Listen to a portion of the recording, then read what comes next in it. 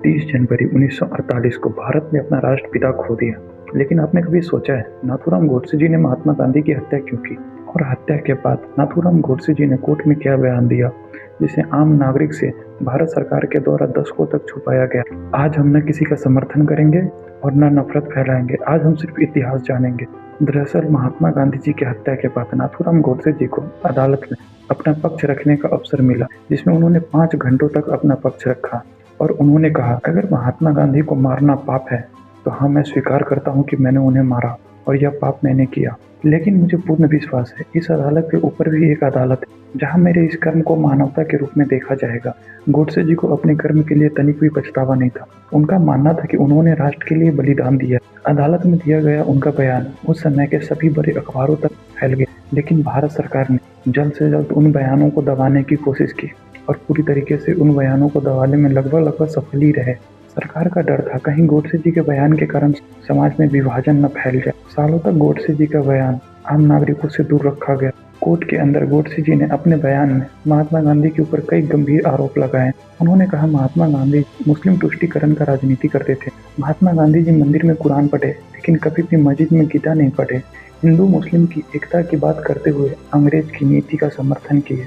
फूट डालो और शासन करो, इसका प्रमुख एग्जाम्पल भारत विभाजन था। सबसे बड़ा और महत्वपूर्ण आरोप तो यह था कि महात्मा गांधी जी ने कभी भी भारत विभाजन का विरोध नहीं किया। भारत के विभाजन के समय भारत के खजाने में 400 करोड़ रुपए थे, जिसमें देश के विभाजन के साथ साथ खजाने का भी विभाजन होना था।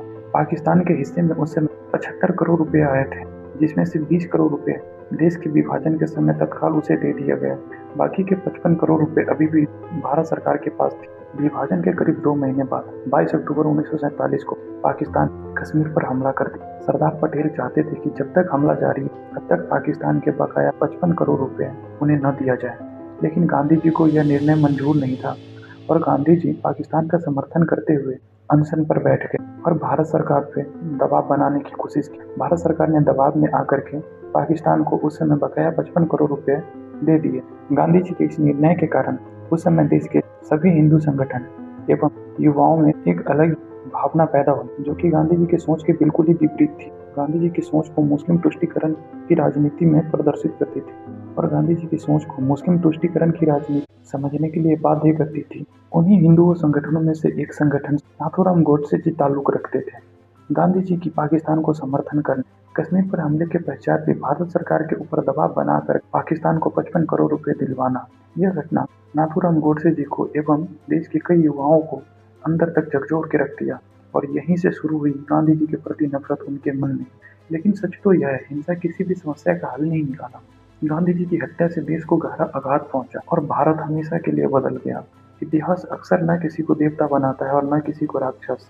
वह तो अक्सर एक सवाल छोड़ देता है जिसे सुलझाना बड़ा ही कठिन होता है। इन सारी घटनाओं को सुनने के बाद आपके क्या विचार हैं? हमें कमेंट बॉक्स में जरूर बताएं।